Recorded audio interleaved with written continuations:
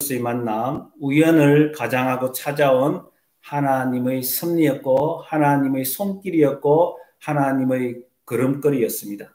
시편 37편 23절에 보면 여호와께서 사람의 걸음을 정하시고 그 길을 기뻐하신다고 말씀하셨습니다. 하나님께서 우리의 걸음을 인도하십니다. 하나님이 그의 사랑하는 자녀들을 기억하시고 멀리서 바라보시면서 우리가 위급할 때 언제든지 손을 내미시고 우리의 손을 붙들고 그의 길로 인도하시는 분입니다. 그리고 그 길을 기뻐하시는 분이 바로 하나님이십니다. 눈물이 앞을 가리고 내 마음에 근심이 쌓일 때 손을 내미시고 우리를 위로하시고 힘주시는 분이 바로 예수님입니다. 그 예수님은 우리를 주야로 보호하시며 바른 길 가게 하십니다. 우리는 그를 의지하고 따라가야 합니다. 여러분, 우리가 시간이 지날수록 세월이 가면 갈수록 만남이 참으로 귀하다는 생각을 하게 되지 않습니까? 만남이 참으로 소중하다. 그 만남을 내가 너무 가볍게 생각했다. 그런 생각을 할 때가 있습니다.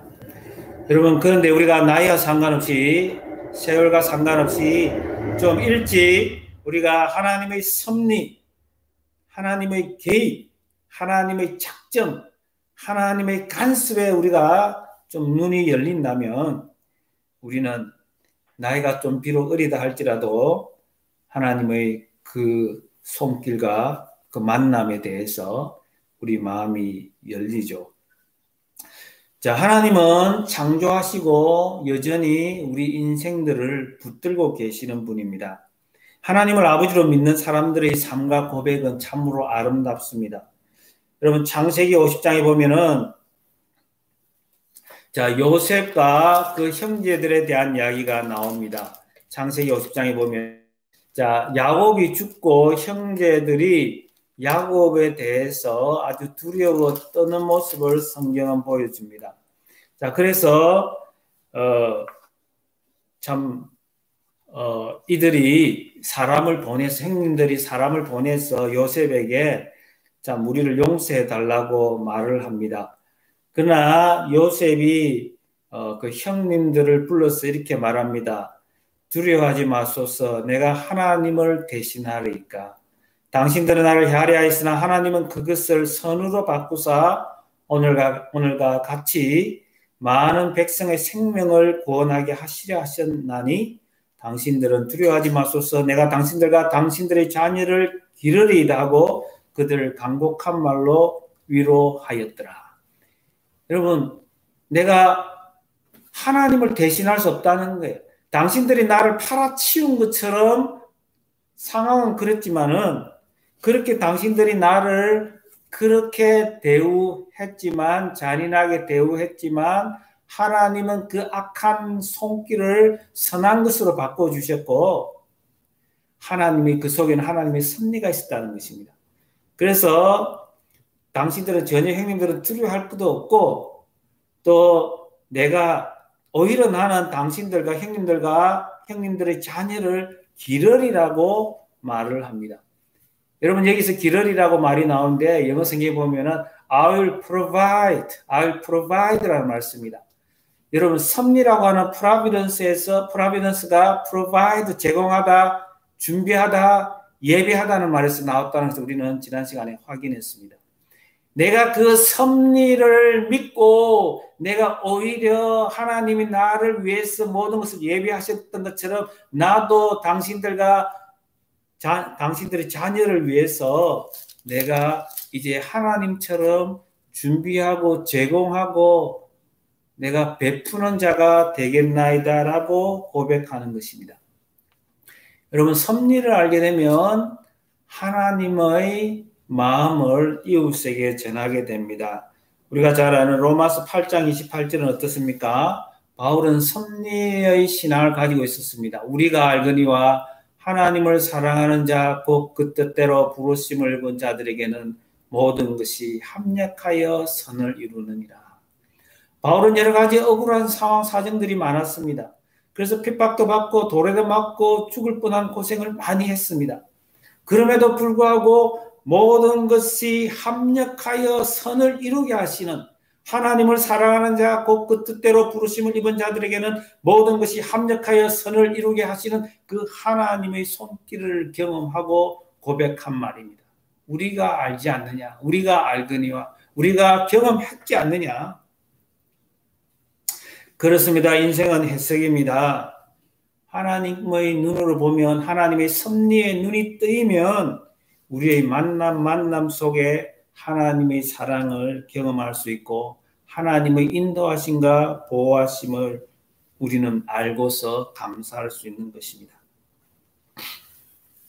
오늘 이 본문에 보면 섭리의 하나님을 믿고 사는 공동체의 아름다움을 보여주고 있습니다.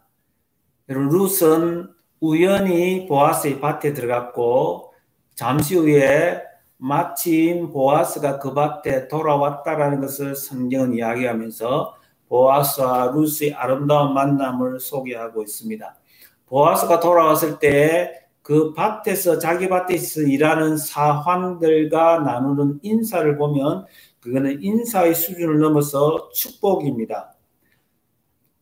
자, 보아스는 사환들에게 일꾼들에게 하나님이 함께하기를 원하노라라고 축복을 해주고 사환들은 보아스에게 하나님께서 당신에게 복을 주시기를 원한다라고 이렇게 축복을 합니다. 서로 축복하는 관계입니다.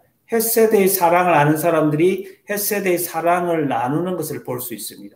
모든 것이 하나님의 섭리 안에 뜻 안에 손길 안에 있음을 아는 사람들의 모습입니다.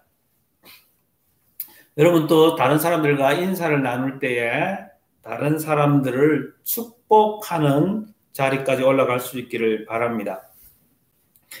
여러분, 참 우리가 이 지난 시간에 이삭 죽기라는 것을 보면서 이삭 죽기라고 하는 하나님 만드신 그 율법에 따라서 룻이 아무것도 없는 빈털터리였지만은 자, 남의 밭에 가서 이삭 죽기를 할 수가 있었습니다. 신명기 24장 19절 22절을 보니까 레기스를 먼저 보겠습니다. 19장 9절 10절입니다. 우리 스크린을 보면서 다 같이 한번 읽어봅시다. 레기 19장 9절에서 9절입니다. 다 같이 읽습니다. 시작. 너희 땅의 곡물을 벨 때에 너는 밥 모퉁이까지 다 거두지 말고 너희 떨어진 이삭도 줍지 말며 너희 포도원의 열매를 다 따지 말며 너희 포도원에 떨어진 열매도 줍지 말고 가난한 사람과 타국인을 위하여 버려두라. 나는 너희 하나님 여호와니라. 자, 이 율법 속에 복음이 담겨 있고 하나님의 마음이 담겨져 있습니다. 신명기 24장 19절에서 22절을 보겠습니다. 신명기 24장 19절로 22절입니다.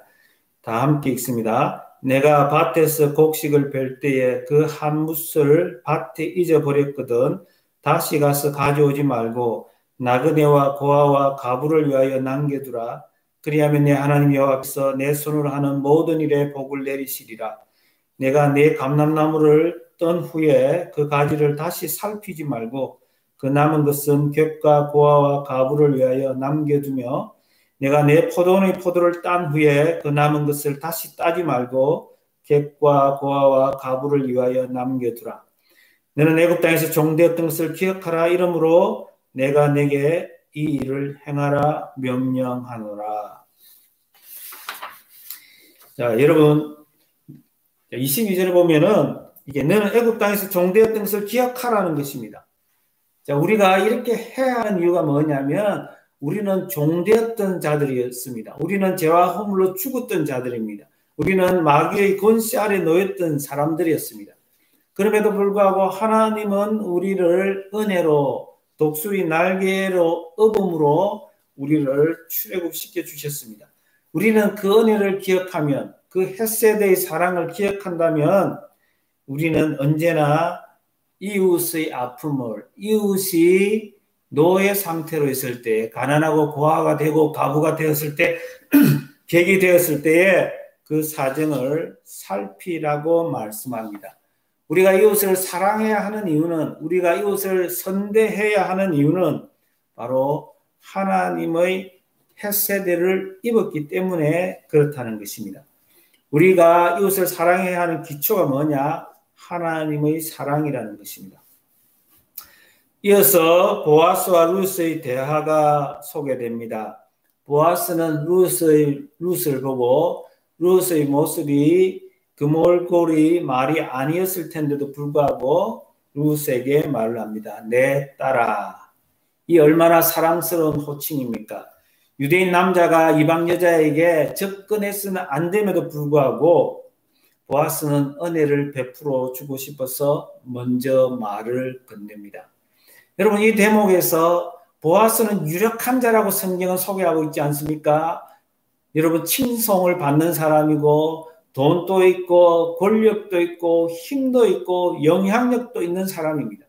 그럼에도 불구하고 아무 영향력도 없고 가진 것도 없고 배운 것도 없는 그 루스에게 먼저 말을 걸어서 사랑스러운 언어를 건넨다는 것은 여러분, 우리가 하나님의 사랑을 생각하지 않을 수가 없습니다. 이 대목에서 퍼뜩 우리 머리에 스쳐 지나가야 할 사건이 있습니다. 바로 예수님이 수가성으로 가셨던 사건입니다.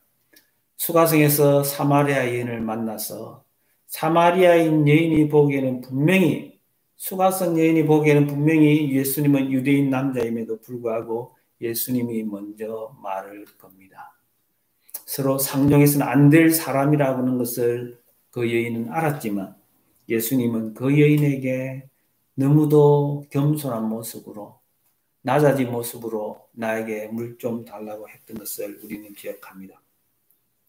하나님의 눈으로 예수님의 심장이 정말 보아스에게 벌렁거리는 그런 모습을 우리는 느낄 수 있습니다. 은혜를 아는 사람의 입에서 흘러나오는 아름다운 언어, 내 딸아.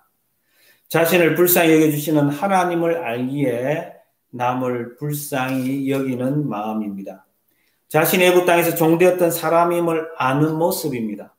죄와 허물로 이미 죽었던 자를 하나님이 살려주셨다는 사실을 아는 사람입니다. 하나님이 우리를 불러주셨을 때는 복의 통로로, 축복의 통로로, 은혜의 통로로 부르셨다는 사실을 아는 사람의 입에서 나오는 목소리입니다. 여러분, 우리가 누구입니까? 우리 모두가 복음의 빚진 자입니다. 진짜 은혜를 받은 사람은, 은혜를 아는 사람은, 은혜의 맛을 본 사람은, 은혜의 세계로 들어온 사람은 은혜를 붙들고 있지 못합니다. 자기 것으로 가두지 못합니다. 은혜를 누릴 뿐만 아니라 나누는 데 인색하지 않습니다. 여러분은 어떻습니까? 여러분, 당연히 하나님의 마음이 가는 그 사람에게 여러분의 마음도 가고 있습니까?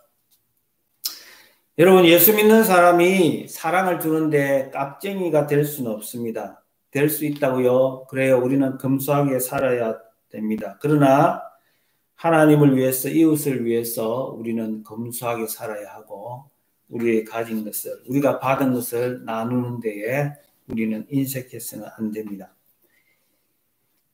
보아스는 루스에게 계속해서 이렇게 말합니다. 이삭을 죽으러 다른 밭으로 가지 말며 여기서 떠나지 말고 나의 소녀들과 함께 있으라고 합니다. 예수님의 음성이 들리지 않습니까? 너희는 내 안에 가라. 나도 너희 안에 가리라. 요한복음 15장 4절입니다. 받을 자격도 없는 자에게 이렇게 넘치는 은혜를 베풀어 주셔서 목마르지 않게 하는 것입니다. 오늘도 주님은 우리에게 말씀합니다. 너희 목마른 자들아 물로 나오라. 돈 없는 자도 오라. 너희는 와서 사 먹되 돈 없이 값없이 와서 포도주와 젖을 사라.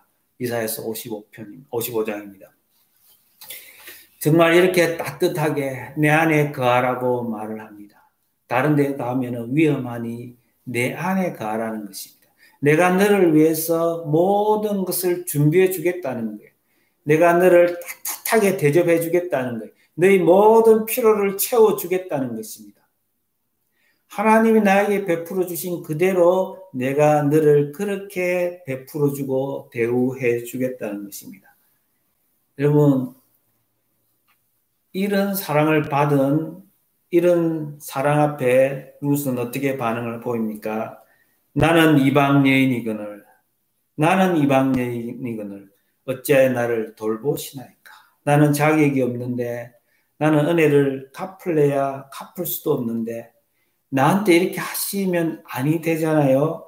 당신은 유대인이고 유력한 자잖아요. 나는 이방인이고 과부고 빈털털인데요.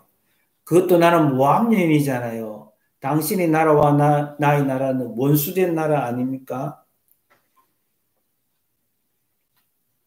여러분, 나는 이방여인이거늘 어찌하여 이렇게 계집종에게 시녀 중에 하나도 아닌 나에게 이렇게 사랑을 베푸십니까? 여러분, 여기서 우리는 또 한 사람이 생각이 납니다. 누굽니까? 마리아입니다. 마리아에게 천사가 찾아와서, 가브리엘 천사가 찾아와서 네가 비록 남자를 알지 못하지만은 하나님의 아들을 잉태할 거라고 말을 합니다.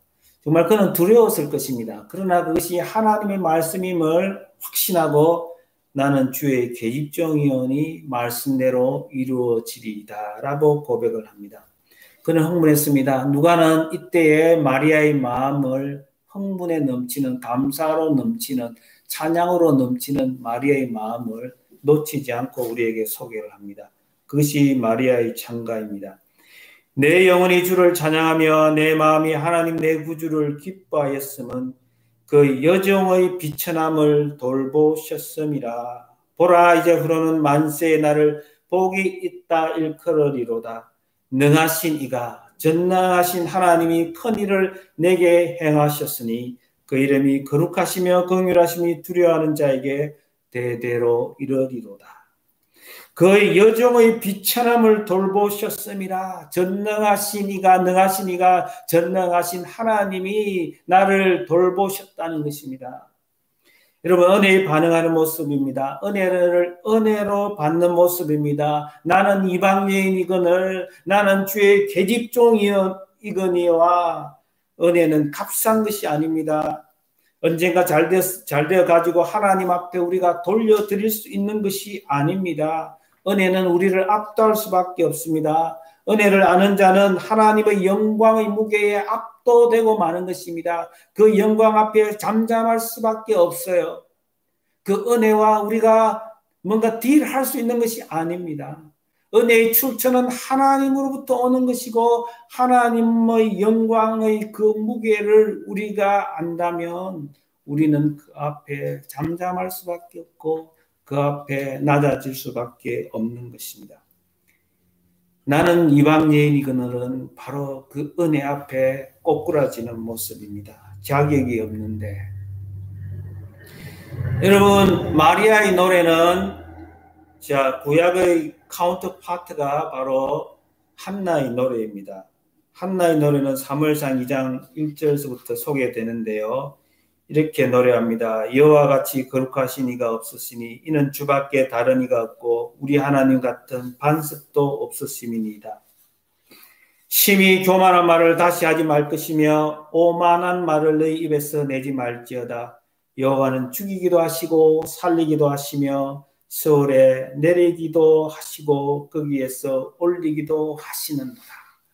한나는 정말 비참한 상황에 처했습니다. 정말 그 입에서는 눈물밖에 나오지 않았고 눈에서 눈물밖에 흐르지 않았고 그는 사람 앞에 아무런 말을 할 수가 없었습니다. 오직 하나님 앞에 엎드려서 눈물을 쏟아부었습니다. 진정을 토해내었습니다. 들리는 소리는 없지만은 속은 울고 영으로 하나님 앞에 기도를 드렸습니다. 그는 하나님께서 그에게 구한 것보다 더 큰 것을 주셨을 때에 하나님은 자신의 삶의 처지를 바꾸어 주시는, 뒤집어 주시는 역전의 명수라는 사실을 깨닫게 되었습니다. 여호와는 죽이기도 하시고 살리기도 하시고 서울에 내리기도 하시고 거기에서 올리기도 하시는도다. 여러분, 우리는 룻기의 이 고백을 보면서 이 고백에 가장 가까운 또 다른 고백을 성경에서 찾아볼 수 있는데 그 고백이 사무엘하 9장에서 나옵니다. 이 고백의 주인공이 누구였을까요? 종이 무엇이간데 왕께서 죽은 개 같은 나를 돌보시나이까? 머비보셋의 고백입니다. 머비보셋이 누굽니까? 요나단의 아들입니다. 길보아 산에서 사울이 죽고 요나단이 죽었을 때에 왕궁에 있던 머비보셋과 왕궁에 있던 사람들에게 소식이 전해져 옵니다. 사울이 죽고 요나단도 죽고 사울의 왕들이 다 죽었다는 것입니다. 사울의 왕자들이 다 죽었다는 것입니다. 이때에 사울의 사람들이 지금 요나단의 아들이 머비보셋을 안고 도망갑니다. 이제는 우리 집안이 망했구나. 사울 왕가가 망했구나. 이제는 다윗 집안이 우리를 복수하겠지. 그래서 머비보셋의 유모가 머비보셋이 그때 나이가 5살이었습니다. 안고 도망가는데 그만 떨어뜨리고 말았습니다. 머비보셋은 떨어지자마자 두 발목을 다 깨고 말았습니다. 그래서 그는 평생 두 다리를 저는 사람으로 살게 되었습니다. 다윗이 왕이 되고 나서 시간이 흘렀습니다. 이제 나라가 깃털이 잡히면서 이제 다윗이 비록 여유를 가지고 앉을 수 있는 상황이 되었습니다. 바로 그때에 다윗은 무엇을 하느냐? 사울의 집안에 남은 사람이 없느냐는 것입니다. 사람들이 말을 합니다. 그 집안의 집사였던 바로 시바라는 사람이 있습니다. 그래서 시바가 다윗 앞에 불려옵니다. 시바에게 다윗이 말합니다. 혹시 사울 집안에 남아있는 사람이 없느냐? 시바가 말을 합니다. 한 사람이 남아있긴 한데 그 사람은요, 다리를 저는 쩔뚝발인데요 라고 이야기합니다. 살아있긴 살아있지만은 별 볼 일이 없습니다 라고 이야기를 합니다. 관심을 안 가져도 된다는 이야기입니다. 그러나 다윗은 이렇게 말합니다. 사람을 보내서 지금 머비보셋을 데리고 오라고 합니다. 머비보셋은 어디에 있느냐? 마길의 집에 있었습니다. 요단강 기슭에 요단강 계곡에 마길의 집에서 숨어 지내고 있습니다. 숨조차 마음대로 쉴 수 없는 그런 상황에 놓여 있는 아들이었습니다. 머비보셋은 다윗이 부른다, 왕이 부른다는 소식에 그만 공포에 질리고 말았습니다. 두렵고 떨립니다. 이제는 결국은 탄로가 났구나. 내가 숨어 있는 것이 들켰구나. 내가 죽임을 당하겠지라는 생각으로 다윗 앞에 오자마자 엎드립니다. 공포에 질려있는 머비보셋에게 다윗은 사랑스러운, 아니 너무도 아름다운 목소리로, 자상한 목소리로 네가 어찌하여 다리를 저느냐라고 말하지 않고 그냥 있는 모습 그대로 받아주면서 머비보셋아, 머비보셋 하고 이름을 불러줍니다. 여러분, 다윗은 이렇게 말합니다. 내가 너희 아버지 요나단과 우정과 사랑과 약속을 기억하면서 내가 반드시 너에게 은총을 베풀리라고 합니다. 반드시 은총을 베풀리라고 하는데 그 은총에 해당하는 단어가 바로 헤세드입니다. 룻기서에서 계속해서 되풀이되는 그 헤세드가 다윗의 입에서 나옵니다. 주의 인자가 생명보다 낫다고 했던 그 고백. 다윗은 헤세드라는 말을 굉장히 사랑했습니다. 내가 반드시 하나님이 나에게 베풀어 주신 그 영원한 사랑, 그 결코 실패함이 없는 그 사랑을 나도 너에게 베풀어 주겠다라고 말을 합니다. 그래서 머비보셋에게 이렇게 말합니다. 너 할아버지가 가지고 있던 모든 재산을 내가 찾아서 너에게 주겠다고 말합니다. 사랑이란 이름 속에 내용을 채워 넣는 것입니다. 그냥 사랑하겠다고 하는 것이 아니라 내용까지 채워서 사랑을 베풀어 주는 것입니다. 그리고 나서 머비보셋에게 말합니다. 너는 평생 나의 식탁에서 밥을 먹게 하겠다는 것입니다. 왕가와 같이 내 아들들과 똑같이 너도 그 아들들의 하나가 되어서 평생 동안 나와 함께 살리라고 말합니다. 완전한 회복입니다. 여러분, 죽어야 마땅할 인간을 조건 없이 받아주고 최고의 은혜를 내려주는 것입니다. 사랑하는 성도 여러분, 여기서 다윗은 오실 예수 그리스도의 모습을 우리에게 잠깐 보여주고 있는 것입니다. 그러면 우리의 모습은 어떨까요? 우리가 바로 머비보셋의 모습입니다. 머비보셋이 누굽니까? 바로 내 모습입니다. 내 모습은 바로 무기력한 사람, 무능력한 사람, 아무것도 할 수 없는 죽었던 개와 같은 인간입니다. 머비보셋이 다윗에게 뭐라고 고백을 합니까? 나는 죽은 개와 같은 사람에 지나지 않는데요. 나는 죽은 개와 같은데요. 망가지고 깨어지고 죽었던 인간입니다. 처참한 인간이었습니다. 그러나 하나님은 우리를 찾아내시고 먼저 사랑해 주시는 하나님입니다. 자격 없는 자에게 갚을래야 갚을 수 없는 은혜를 베풀어 주시는 분이 바로 하나님입니다. 룻이 말합니다. 나는 이방 여인인데요. 나는 이방 여인인데요. 룻도 자신에게 베풀어 주시는 헤세드가 너무 감격스러웠던 것입니다. 나는 이방 여인이여늘 늘 당신이 어찌하여 내게 은혜를 베푸시며 나를 돌아보시나이까. 왜 이런 은혜를 값없이 베풀어 주시는 것입니까? 하나님의 사랑입니다. 하나님의 사랑. 하나님은 우리를 먼저 사랑했다고 성경은 말합니다. 우리가 어떤 자격이 있어서가 아니라 우리가 갚을 능력이 있어서가 아니라 하나님은 우리를 먼저 사랑했다는 것입니다. 에서는 미워하고 야곱은 사랑하고 하나님이 에서를 미워하는데 방점이 있는 것이 아닙니다. 야곱을 사랑했다는 것이 방점이 있습니다. 하나님의 자녀, 하나님의 백성이 야곱입니다. 하나님이 야곱이 자기 길로 가는 사람이었지만 하나님이 선택하셨다는 것입니다. 태어나기 전에. 하나님이 그에게 복 주시려고 작정하셨다는 것입니다. 하나님의 사랑은 주권적입니다. 일방적입니다.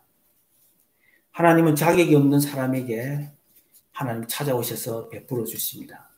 여러분, 우리가 그 은혜를 안다면, 그 회세들을 안다면 나는 이방 여인이거늘